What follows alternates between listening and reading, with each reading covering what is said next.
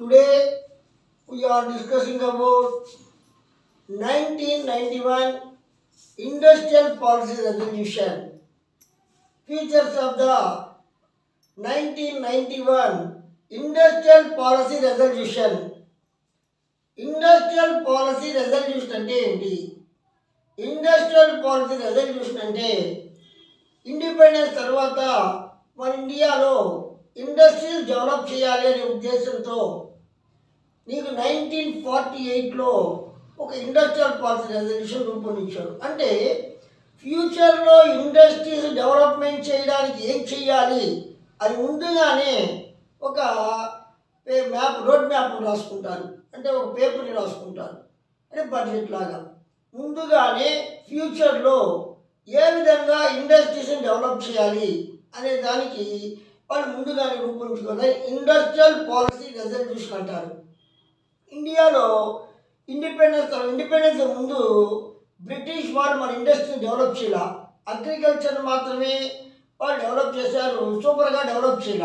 అందుకని మనకి స్వాతంత్రం వచ్చిన తర్వాత ఇండస్ట్రీస్ని డెవలప్ చేయాలనే ఉద్దేశంతో ఇండస్ట్రియల్ పాలసీ రెజల్యూషన్ స్టార్ట్ చేశారు. 1948లో మనకి ఇండస్ట్రియల్ పాలసీ స్టార్ట్ చేశారు. ఇక్కడ పబ్లిక్ సెక్టార్కి ప్రైవేట్ సెక్టార్కి ఎక్కువగా ఇంపార్టెన్స్ ఇచ్చారు. అంటే పబ్లిక్ సెక్టార్లో కొన్ని ఇండస్ట్రీస్ ఉంటాయి, ప్రైవేట్ సెక్టార్లో కొన్ని ఇండస్ట్రీస్ ఉంటాయి. ఆ తర్వాత 1956లో మనం ఒక ఇండస్ట్రియల్ పాలసీని రూపొందించారు. ఇక్కడ లార్జ్ స్కేల్ ఇండస్ట్రీస్కి ఎక్కువగా ఇంపార్టెన్స్ ఇవ్వాలి కాబట్టి మనం ఇండస్ట్రియల్ ప్రాజెక్ట్స్ అంతా కూడా ఎక్కువగా నిర్మించారు. రూర్కెలా, బిలాయ్, దుర్గాపూర్ ఇక్కడంతా కూడా ఫారిన్ వాళ్ళ సహాయంతో నీకు బేసిక్ ఇండస్ట్రీ స్టార్ట్ చేయాలి, ఐరన్ అండ్ స్టీల్ ఇండస్ట్రీని డెవలప్ చేయాలనే ఉద్దేశం అనేది industrial policy 1956 industrial policy resolution యొక్క ముఖ్య ఉద్దేశంగా చెప్పచ్చు. సోషలిస్టిక్ ప్యాటర్న్ ఆఫ్ సొసైటీని అచీవ్ చేయడం అనేది 1956 ఇండస్ట్రియల్ పాలసీ రెజల్యూషన్ యొక్క ఏంగా చెప్పచ్చు. ఆ తర్వాత ఇంకో ముఖ్యమైనది 1977 ఇండస్ట్రియల్ పాలసీ రెజల్యూషన్. ఇక్కడ జనతా గవర్నమెంట్ వచ్చి ఉండింది. అప్పుడు Janata government small scale industries develop చేయాలి, స్మాల్ స్కేల్ ఇండస్ట్రీస్ డెవలప్మెంట్కి ఎక్కువగా ఇంపార్టెన్స్ ఇచ్చారు. ఈ టైంలో 1977 తర్వాత ఈ యొక్క మన ఇండస్ట్రియల్ పాలసీ రెజల్యూషన్లో అనేక చేంజెస్ వచ్చినాయి. అంటే నీకు మూడు గవర్నమెంట్ ఇండియాలో మారింది. కాంగ్రెస్ గవర్నమెంట్లో 3 ప్రైమ్ మినిస్టర్లు మారారు. కాబట్టి మొరార్జీ దేశాయి, చరణ్ సింగ్, విపి సింగ్ వీళ్ళంతా కూడా మారారు. ఆ టైంలో వాళ్ళు మన దేశ ఆర్థిక వ్యవస్థని చిన్నాభిన్నం చేశారు. అంటే మన ఆర్థిక వ్యవస్థ అంతా కూడా పూర్తిగా లాసెస్ చేశారు. అంటే పబ్లిక్ సెక్టార్కి ఎక్కువగా ఇంపార్టెన్స్ ఇచ్చిన దానివల్ల ప్రైవేట్ సెక్టార్కి ఇవ్వడం వల్ల గ్రాడ్యువల్గా తగ్గించుకుంటూ వచ్చారు. ఈ పబ్లిక్ సెక్టార్లో ఇండస్ట్రీస్ అంతా కూడా లాస్ అయిపోయింది, అన్ఎంప్లాయ్మెంట్ ఏర్పడింది. మనకి ఇన్వెస్ట్మెంట్ అనేది ఈ యొక్క ఫారిన్ కంట్రీస్ నుంచి రావడంలో అప్పులు పడిపోయాం. ఆ సమయంలో నీకు 1990లో నీకు పివి నరసింహారావు ప్రైమ్ మినిస్టర్ అయ్యాడు. అప్పుడు మన్మోహన్ సింగ్ వచ్చి ఫైనాన్స్ మినిస్టర్గా ఉన్నాడు. ఈ యొక్క మన్మోహన్ సింగ్ ఫైనాన్స్ మినిస్టర్గా ఉన్న తర్వాత అప్పటి నుంచి ఈ యొక్క లిబరలైజేషన్, గ్లోబలైజేషన్, ప్రైవేటైజేషన్ని వాళ్ళు ఇంపార్టెన్స్ ఇచ్చారు. అప్పటి నుంచి మన ఇండస్ట్రీస్ డెవలప్ అవ్వడం స్టార్ట్ అయినాయి. ప్రైవేటైజేషన్కి ఎక్కువ ఇంపార్టెన్స్ ఇచ్చాం. అక్కడి నుంచి స్టార్ట్ అయిన మన ఇండస్ట్రియల్ డెవలప్మెంట్ ఈనాడు వరల్డ్లోనే ఒక ఫోర్త్ ఎకానమీగా వరల్డ్ ఎకానమీగా మనము మారేదానికి ఒక 1991 ఇండస్ట్రియల్ పాలసీ రెజల్యూషన్ వచ్చి ఒక ఫౌండేషన్గా మనం చెప్పచ్చు. The new industrial policy resolution 1991 has a special place in the history of the industrialization of the Indian economy. India, most of the state-owned units were running with huge losses. Government was not interested to run the state-owned unit. So as part of the economic reform, generally known as liberalization, privatization, globalization, a new industrial policy was formed. కాబట్టి ఈ యొక్క 1991 industrial policy resolution అనేది మనకి Indian ఎకానమీలో ఒక history of the ఇండస్ట్రియలైజేషన్గా మనం చెప్పచ్చు. ఎక్కువగా దేశంలో ఉండే పబ్లిక్ సెక్టార్ యూనిట్స్ అన్నీ కూడా లాసుల్లోకి వెళ్ళిపోయాయి. అందులో గవర్నమెంట్ వచ్చి వాటిని మెయింటైన్ చేయలేక వాటిని మూసేయాలనుకుంది. ఆ సమయంలో రిఫార్మ్స్ అనేది అవసరము, లిబరలైజేషను, ప్రైవేటైజేషను, గ్లోబలైజేషన్ అనేది అవసరం అని చెప్పి, దీనికి సంబంధించి ఒక ఇండస్ట్రియల్ పాలసీ అవసరం అని చెప్పి ఆనాడు ప్రైమ్ మినిస్టర్ పివి నరసింహరావు ఉన్నాడు, మన్మోహన్ సింగ్ ఫైనాన్స్ మినిస్టర్గా ఉన్నాడు. అక్కడి నుంచి ఈ యొక్క లిబరలైజేషన్, ప్రైవేటైజేషన్, గ్లోబలైజేషన్, ఎల్పిజి అంట. లిబరలైజేషన్ అంటే నీకు వ్యాపారం చేసుకునే రిస్ట్రిక్షన్స్ అనేవి ఉండవు. ప్రైవేటైజేషన్ అంటే ప్రైవేట్ సెక్టార్కి ఎక్కువగా ఇంపార్టెన్స్ ఇవ్వడం. గ్లోబలైజేషన్ అంటే ప్రపంచవ్యాప్తంగా బిజినెస్ చేయాలి, వరల్డ్ వైడ్గా ఎవరైనా సరే మన దేశంలో పెట్టుబడి పెట్టేదానికి వస్తే మనమంతా కూడా ఎక్కువ వాళ్ళకి ఎంకరేజ్ చేస్తాం. ఈ 3 పాలసీలతో ఒక కొత్త ఇండస్ట్రియల్ పాలసీ రూపొందించారు. దాన్ని 1991 ఇండస్ట్రియల్ పాలసీ రెజల్యూషన్ అని చెప్పి అంటారు. Objectives to correct the weaknesses and to attain the international competitiveness. కాబట్టి మన యొక్క ఎకానమీలో ఇండస్ట్రియల్ పాలసీలు ఏదైనా డిఫెక్ట్స్ అంటే తొలగించి మనము ఇంటర్నేషనల్ లెవెల్లో ఇండస్ట్రీస్లో కాంపిటీషన్ ఎదుర్కోవడం. ఇప్పుడు బంగ్లాదేశ్లో కాటన్ టెక్స్టైల్ ఇండస్ట్రీ డెవలప్ అయింది, అమెరికాలో సిల్క్ ఇండస్ట్రీ డెవలప్ అయింది. అట్లా ఒక్కొక్క దేశంలో ఒక్కొక్క ఇండస్ట్రీ డెవలప్ అయింది. వాటితో పోటీగా తట్టుకోగలిగి మన కమాడిటీస్ అంతా కూడా తయారు చేయగలగాలి. To correct the weaknesses that may creep in the pattern of the industrial growth. ఇలా వీక్నెస్లు తొలగించి ఇండస్ట్రియల్ గ్రోత్ డెవలప్ చేసుకోవాలి. ఇండస్ట్రీస్ అంతా కూడా ఎక్కువగా స్టార్ట్ చేయాలి. ప్రతి ఒక్క ప్రోడక్ట్ని మనము ఇంతకుముందు ఫారెన్ కంట్రీ దిగుమతి చేసుకునేవాళ్ళం. మనమే తయారు చేసి సెల్ఫ్ సఫిషియన్సీని ఇండస్ట్రీస్లో సాధించాలి అనేది దీని యొక్క ముఖ్యమైన లక్ష్యం. To maintain a sustained growth in productivity and gainful employment in the private sector. Private sector ఇండస్ట్రీస్లో కూడా సస్టైనబుల్ గ్రోత్ను సాధించడం అంటే ప్రొడక్టివిటీ విషయంలో కానీ ఎంప్లాయ్మెంట్ విషయంలో కానీ సస్టైనబుల్ గ్రోత్ అంటే ప్రైవేట్ సెక్టార్ ఇండస్ట్రీస్లో నీకు ప్రొడక్టివిటీ కంటిన్యూషన్గా పెరుగుతూ ఉండాలి, తగ్గకూడదు.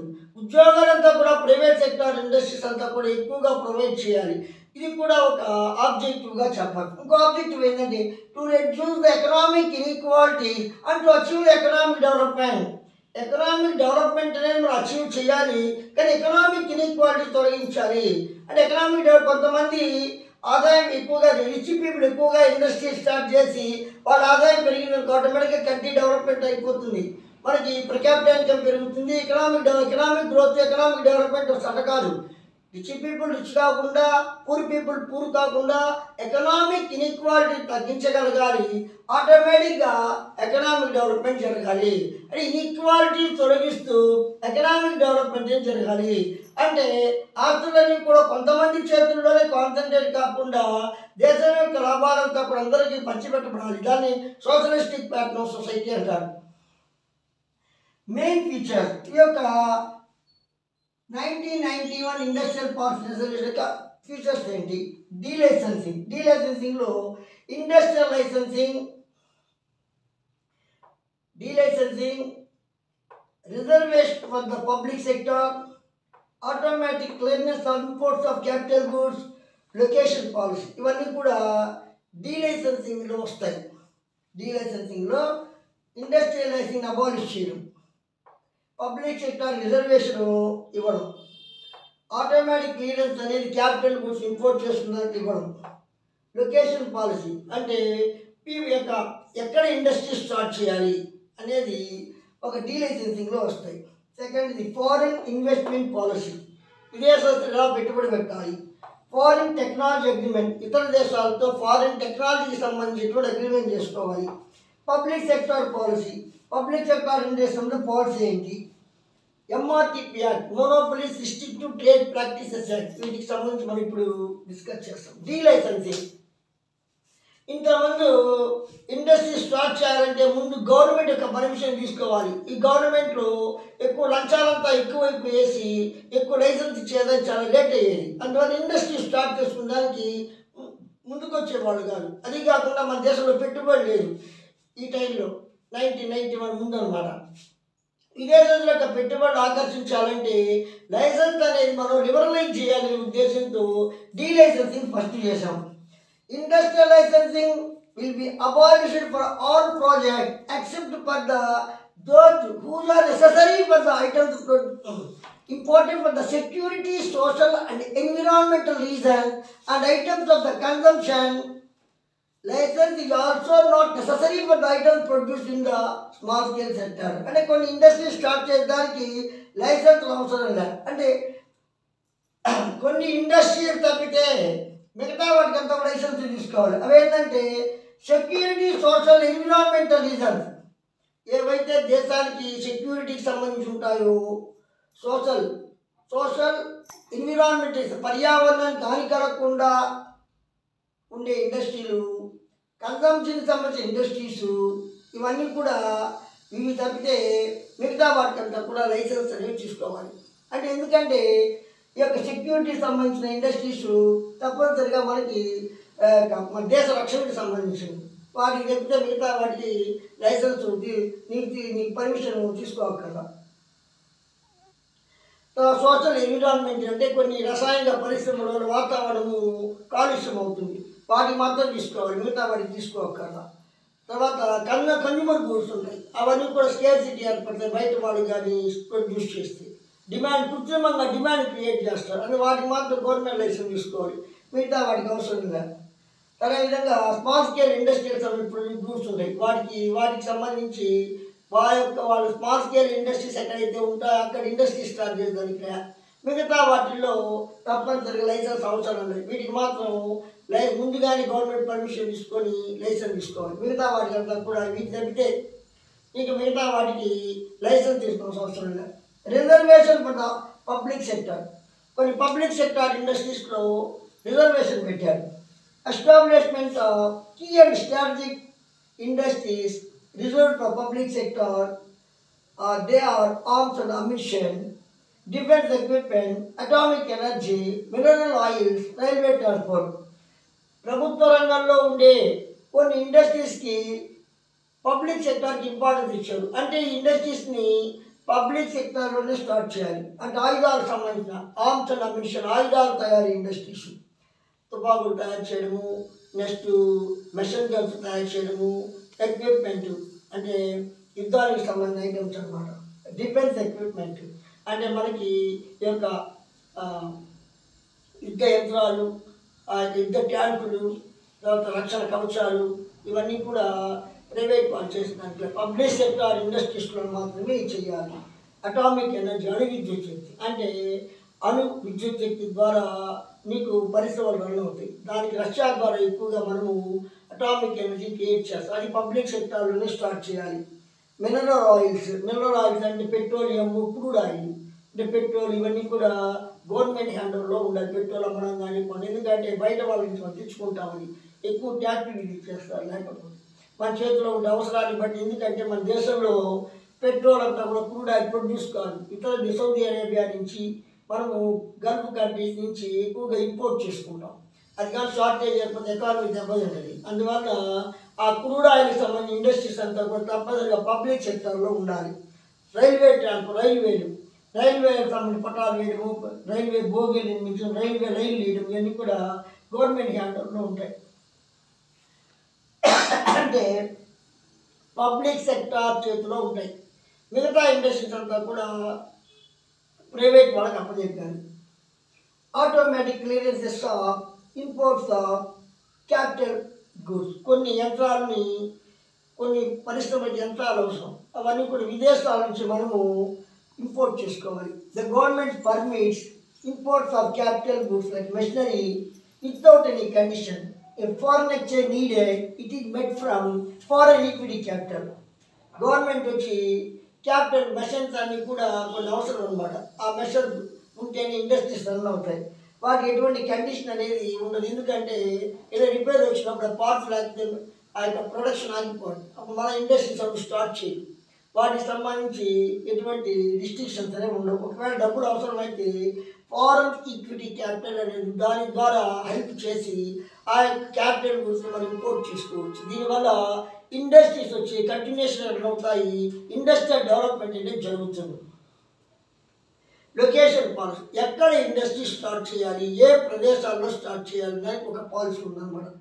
In locations other than 1 million population there will be no requirement of industrial license from the central government except industrial specified in Annex 2 originally.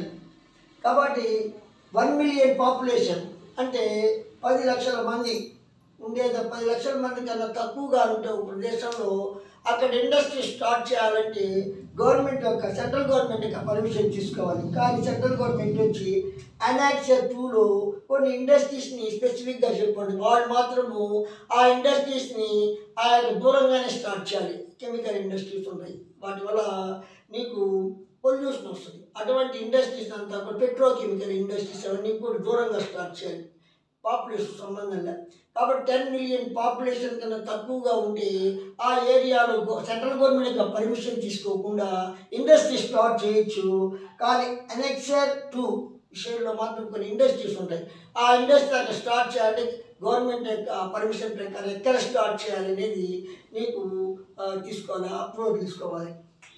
Foreign investment policy, విదేశస్తులు మన దేశంలో పెట్టుబడి పెట్టాలంటే invest చేయాలంటే policy ఏంటి?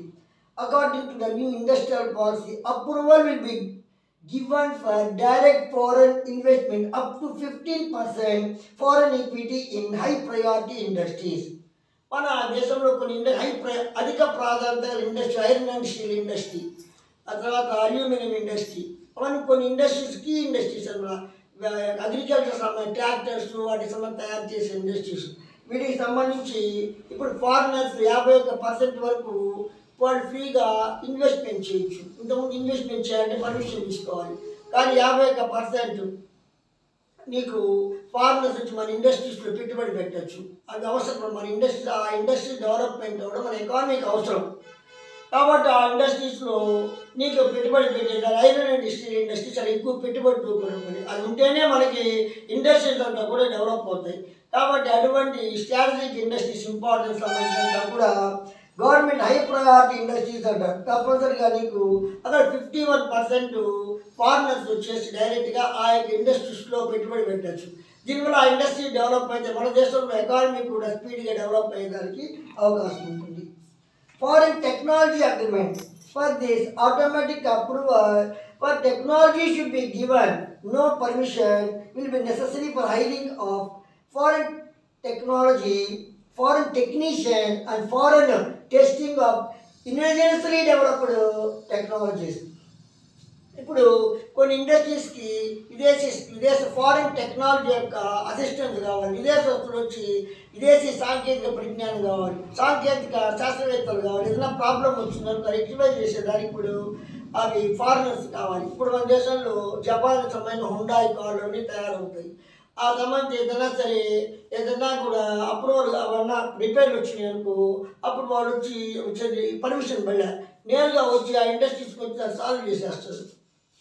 మన దేశంలో మనం ఇతర మనం కొన్ని టెక్నాలజీ డెవలప్ చేస్తాం, ఇండిజినస్ టెక్నాలజీ అంటారు. దానికి సంబంధించిన ప్రాబ్లం వచ్చినా కూడా విదేశాలతో సహాయం తీసుకోవాలంటే గవర్నమెంట్ పర్మిషన్ అవసరం, నేరుగా వాళ్ళు వచ్చి సాల్వ్ చేసి దీనివల్ల స్పీడ్గా ఆ టెక్నాలజికల్ అసిస్టెన్స్ అందరిది ఇండస్ట్రీస్ కూడా బాగా డెవలప్ అయ్యేదానికి అవకాశం ఉంటుంది.